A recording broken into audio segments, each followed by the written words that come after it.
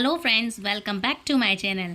Friends, आज हम बात करेंगे वैद्यनाथ ज्योतिर्लिंग के बारे में। साथ ही आज आप जानेंगे कौन सी कथा। तो वैद्यनाथ ज्योतिर्लिंग की कथा आप जानेंगे अध्याय 6 की। तो दिशा में चिता भूमि वैद्यनाथ के अंदर सदा ही पार्वती सहित विराजमान रहते हैं और देवता और दानव जिनके चरण कमलों की आराधना करते हैं, उन्हीं श्री वैद्यनाथ नाम से विख्यात शिव को मैं प्राप्त करना चाहता हूँ। हरे कृष्णा। ये कौन कहता है? हरे कृष्णा, राधे राधे। तो चलिए शुरू करते हैं आज की कथा। ये कौन कहता है? तो चलिए बताती हूँ मैं आपको। वीडियो में अंत तक जरूर बने रहें, बड़ी इंटरेस्टिंग कहानी है आज की।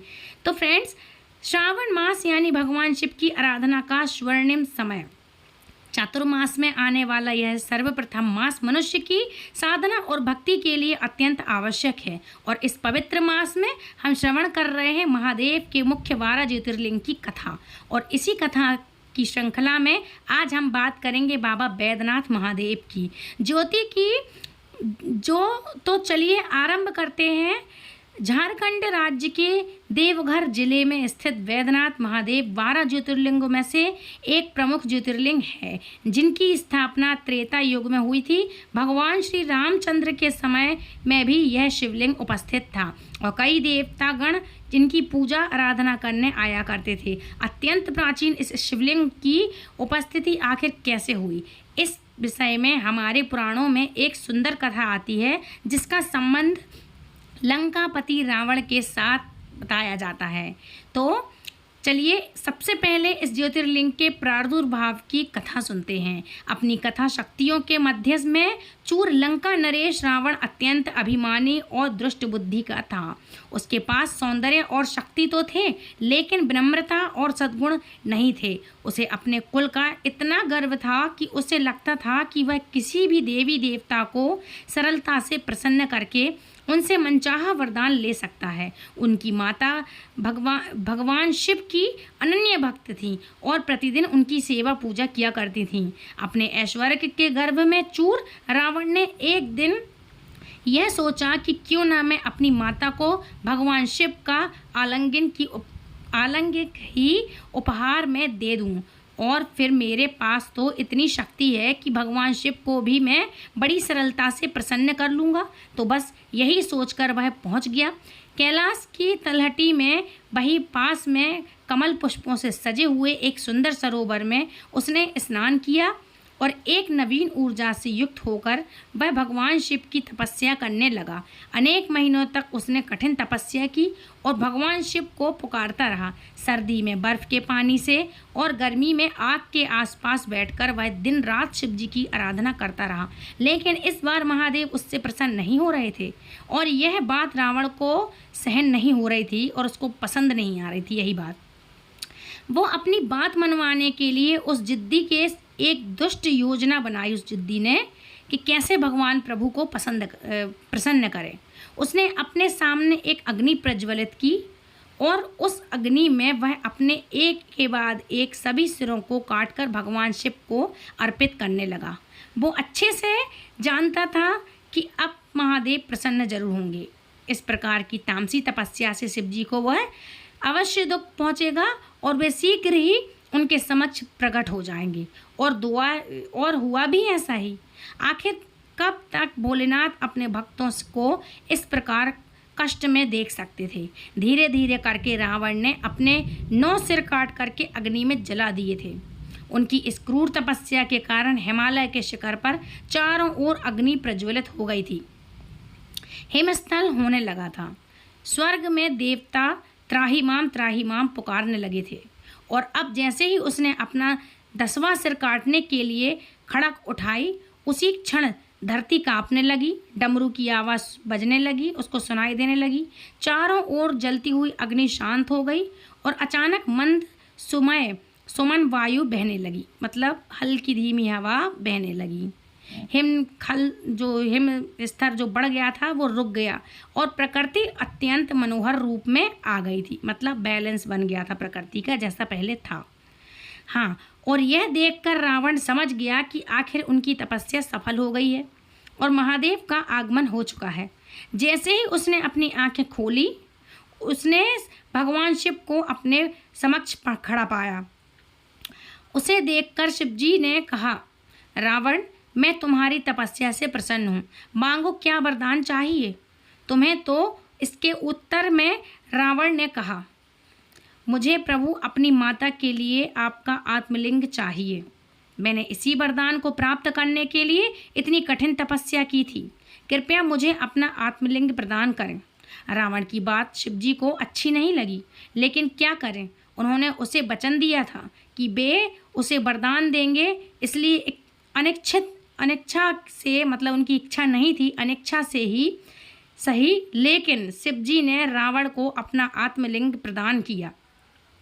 लेकिन उसके साथ साथ उन्होंने रावण को चेतावनी देते हुए कहा कि हे रावण, ये मेरा आत्मलिंग है, साधारण वस्तु नहीं है, इसलिए याद रखना, जब तक तुम लंका ना पहुंच जाओ इसे अपने हाथ में ही उठाकर रखना।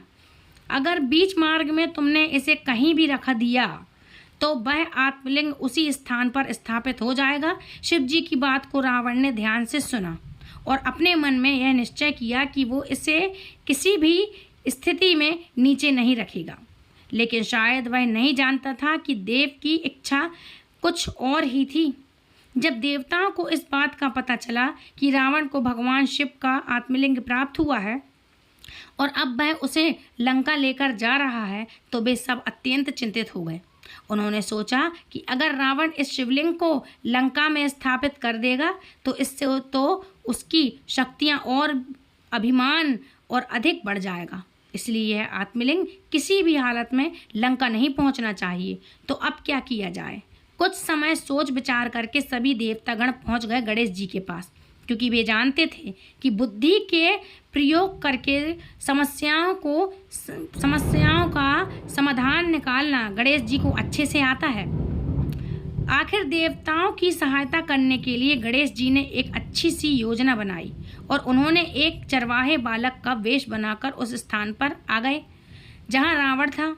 अब देखिए, प्रतिदिन रावण संध्या वंदन प्रार्थनाएं करता था।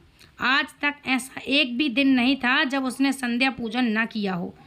आज भी जब वह शिवजी के आत्मलिंग को लेकर के लंका जा रहा था, उस समय संध्या होने लगी थी और उसने सोचा कि आखिर आज उसके हाथ में शिवलिंग है तो वह कैसे संध्या वंदन कर पाएगा। जब वह इस प्रकार विचार कर ही रहा था कि तभी चरवाहे बालक के रूप में आए हुए गणेश जी उसे देखे और अब रावण को पता था कि उसे क्या करना है।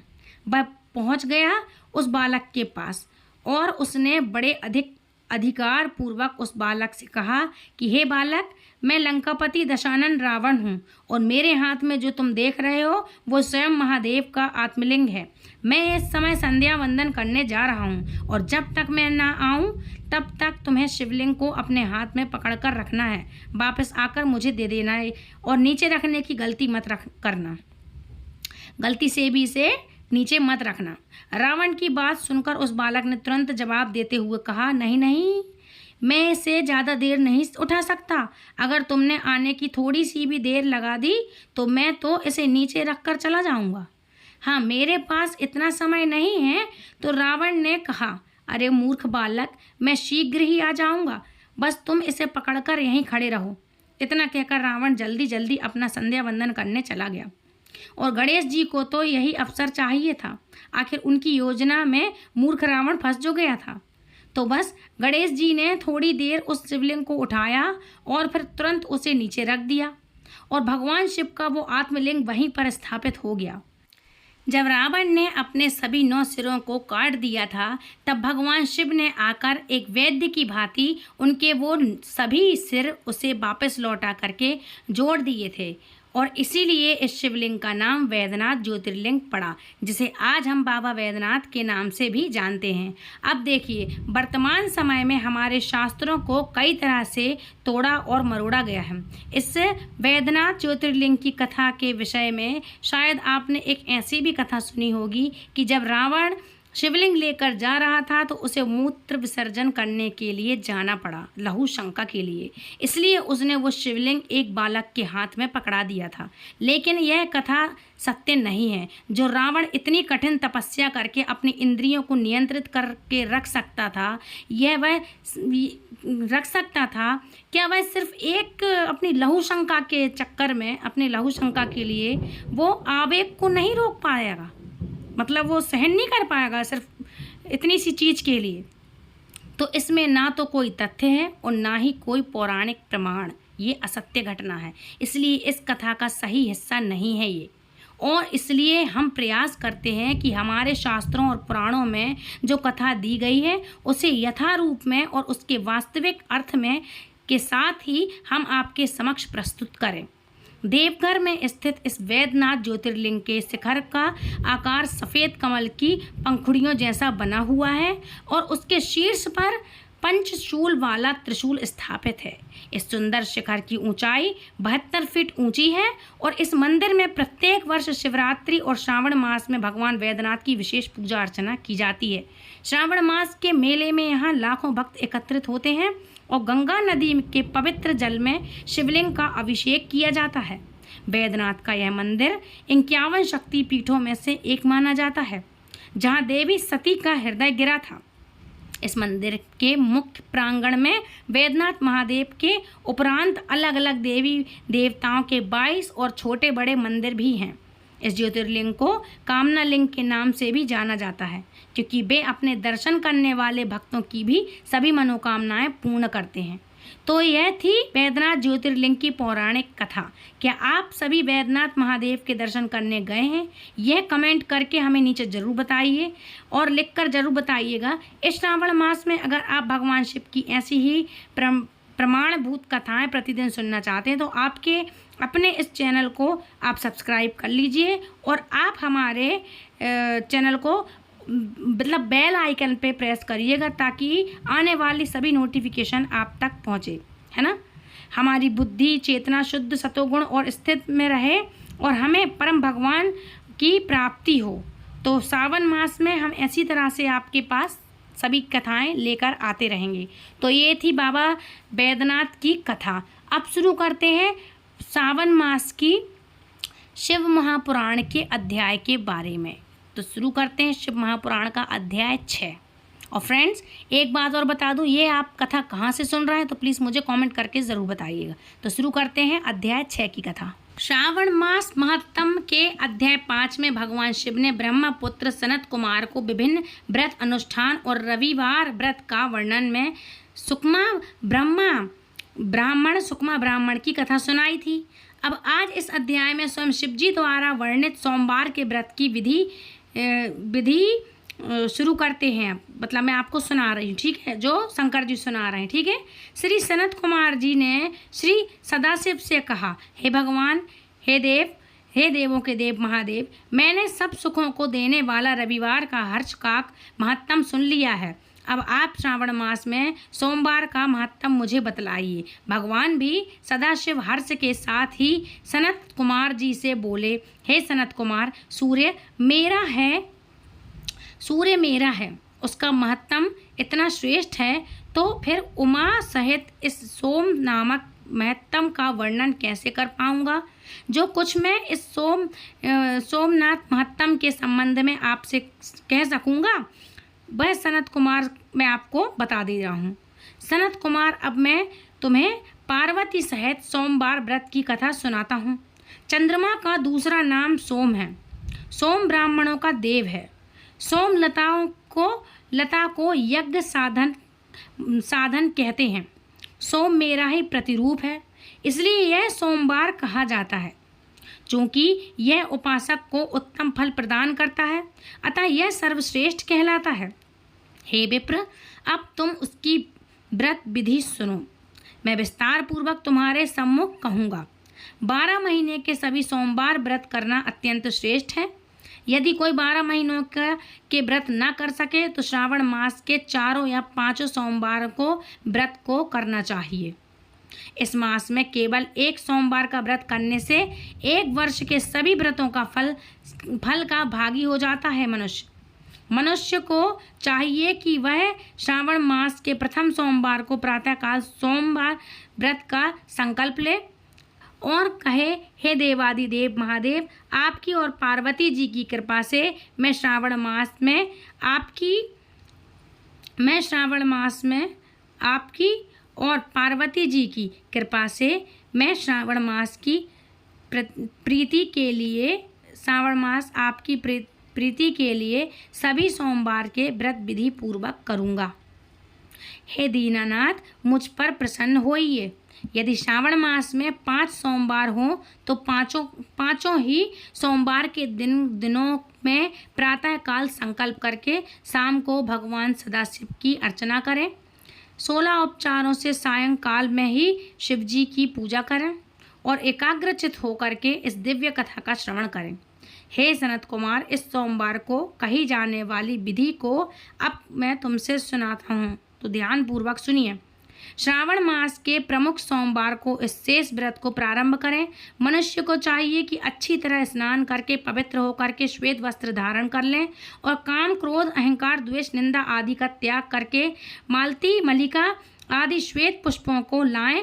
इनके अतिरिक्त अन्य विविध पुष्पों से तथा अभी उपचारों के द्वारा ओम नमः शिवाय इस मूल मंत्र अथवा त्र्यंबकम मंत्र से शिव जी की पूजा करें और हाथ जोड़ करके कहें, सर्वशक्तिमान महादेव भगवान, तुम भव नाशक हो। हे उग्र उग्रनाथ भव शशि मलि रुद्र नीलकंठ शिव भवहारी, मैं करबद्ध हो आपका ध्यान करती हूँ या करता हूँ। इस प्रकार के मनोहारी वचनों से देवादिदेव महादेव का स्मरण करें, उनका विधिवत पूजन करें। अपने सामर्थ्य अनुसार जो भी यह व्रत करता है उसे प्राप्त पुण्य लाभ इस प्रकार है।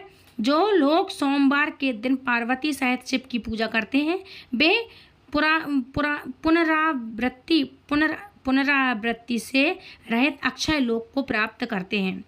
हे सनत कुमार, इस मास में नक्त व्रत से जो पुण्य प्राप्त होता है उसे मैं संक्षेप में कहता हूँ। देवताओं तथा दानवों से भी आधे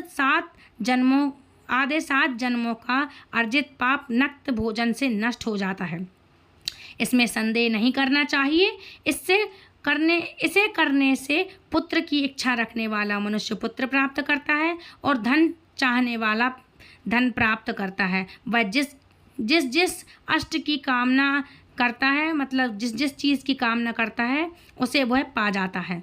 इस लोक में दीर्घकालिका मनवांछित सुख भोगों को भोग करके अंत में श्रेष्ठ निवास पर आरूढ़ होकर के वह लोक में प्रतिष्ठित प्राप्त करता है।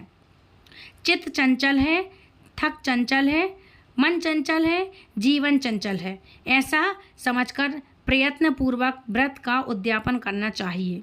धन का लोभ या मोह त्याग कर अपनी शक्ति के अनुसार चांदी के विष पर विराजमान स्वर्ण निर्मित शिव तथा पार्वती जी की प्रतिमा बनानी चाहिए। इसमें धन की कृपाण नहीं करनी चाहिए। एक अति भव और सिंदूर लिंग, सुंदर लिंग तो भद्रमंडल में घट बनवाकर उस पर तांबे अथवा बांस का पात्र रख करके सबसे ऊपर शिव पार्वती की मूर्ति रखना चाहिए। तत्पश्चात शस्त्रानुसार शिव पार्वती जी की षोडशोपचार करके पूजा अर्चना करनी चाहिए। फूलों का मंडल बना करके उस पर एक अत्यंत ही सुंदर चंदवा बांध करके रात्रि जागरण करते हुए नृत्य का आयोजन करें। अग्नि स्थापित करवा करके सर्वभवनाश आदि 11 नामों द्वारा हवन करवाना चाहिए। भक्त पत्तल आदि की मदद से आर्य तथा मंत्र द्वारा बिल्व पत्र का अथवा अक्षत शासन मंत्र से हवन करना चाहिए। पूर्ण आहुति पूरी करके स्वीकृत तथा अन्य आहुतियाँ दें। आचार्यों की भी पूजा करके उन्हें दक्षिणा के साथ गोदान करना चाहिए। 11 विद्वानों को, ब्राह्मणों को भोजन जरूर से करवाना चाहिए। उन्हें भोजन करवा करके उन्हें भी एक घड़ों के साथ बांस के पात्र द्वारा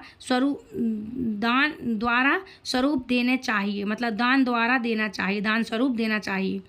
पूजन के पश्चात देवी देवता पर चढ़ी सामग्री आचार्य को दान स्वरूप दे पूजा करते हुए बोले, मेरा व्रत सफल हो और मेरे व्रत में शिव प्रसन्न हो। उसके बाद बंधुओं के साथ हर्षपूर्वक भोजन करें।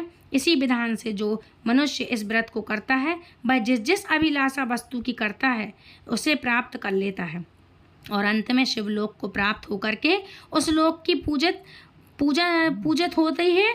हे सनत कुमार, सर्वप्रथम श्री कृष्ण ने इस मंगलकारी सोमवार व्रत को किया था। श्रेष्ठ आस्तिक तथा धर्म परायण राजाओं ने भी इस व्रत को किया था और इस व्रत का नृत्य श्रवण करता है जो भी वह कभी भी उस व्रत के करने से वह भी उस व्रत के फल प्राप्त को कर लेता है, मतलब फल को प्राप्त कर लेता है जो यह व्रत करता है। इस प्रकार श्री स्कंद पुराण के अंतर्गत और सनत कुमार संवाद में श्रावण मास महत्तम में सोमवार व्रत कथन नामक 6वां अध्याय संपूर्ण हुआ। इस अध्याय के पाठ श्रवण में शिव सानिध्य तथा पुण्य फल की प्राप्ति होती है। आपने सुना ही होगा कि भगवान श्री कृष्ण ने स्वयं भगवान शिव को खुश करने के लिए इस सोमवार व्रत को किया था। भगवान शिव को मनवांछित मंदिर में विराजमान कर हर सांस के साथ उन्हें करें, नाम लें, उनका जाप करें और जो जोर से जयकारा बोलो मोर मुकुट वाले की जय हो। और आपको ये भी पता होगा कि भगवान शंकर को प्रसन्न करने के लिए भगवान नारायण ने एक सुंदर सा अपना नयन चढ़ा दिया था। कुछ बेलपत्रों को एकत्रित किया था जो बेलपत्र गिनती के अनुसार थे और उन्होंने एक बेलपत्र कम पाया था तो अपना सुंदर सा उन्होंने नयन चढ़ा दिया था, अपना नेत्र। इसलिए कहते हैं ना कमल नयन कहलाए। कौन कहलाया? विष्णु। कमल के समान कमल उन्होंने इकट्ठे किए होंगे भगवान विष्णु ने। एक पौराणिक कथा है और एक सहस्त्र कमल को इकट्ठा करके भगवान शिव की आराधना करने के लिए भगवान श्री कृष्ण ने इतने सारे कमलों को इकट्ठा करके भगवान शिव की आराधना करने के लिए करे होंगे पूजा। तो एक कमल जब कम पाया था तो उन्होंने अपना सुंदर नयन चढ़ा दिया था, मतलब अपना नेत्र। इसलिए कमल नयन विष्णु कहलाए। कहते हैं ना ये, तो विष्णु जी को कमल नयन के नाम से भी जाना जाता है। तब भगवान ने प्रसन्न होकर भगवान शंकर ने भगवान विष्णु को ये आशीर्वाद दिया था कि आज से आप कमल नयन के नाम से भी जाने जाएंगे। इसलिए भगवान श्री हरि विष्णु को कमल नयन के नाम से भी जाना जाता है। तो फ्रेंड्स, ये थी आज की कथा। आई होप आज की कथा आपको पसंद आई होगी और हमारे ज्योतिर्लिंग के बारे में भी मैंने आपको सारी जानकारी दे दी है। तो यदि पसंद आई है वीडियो तो प्लीज़ वीडियो को लाइक शेयर कमेंट करें, चैनल सब्सक्राइब करना बिल्कुल ना भूलें। और यदि आप हमारे चैनल से पहली बार जुड़े हैं तो प्लीज़ हमारे चैनल को बेल आइकन पे ऑल पे प्रेस करें, सब्सक्राइब करें, ताकि इसी तरह से हम सत्य घटनाओं पर आधारित आपको हिंदू धर्म से जुड़ी हुई सत्य चीज़ें आपको लाते रहें, ना कि काल्पनिक। हम हमारे चैनल पर पूरी सत्य जानकारी लेकर आते हैं। 100% जो पुराणों में दी गई हैं जो सत्य घटनाएं हैं, हम उन्हीं के आधार पर जानकारी आपको लेकर आते हैं। इसलिए हमारे चैनल को सब्सक्राइब करके बेल आइकन को ऑल पे प्रेस करें ताकि आने वाला नोटिफिकेशन सबसे पहले आप तक पहुँचे। तो फ्रेंड्स, मिलती हूँ नेक्स्ट वीडियो में। तब तक के लिए राधे राधे, हरे कृष्णा, हरि बोल, हर हर महादेव।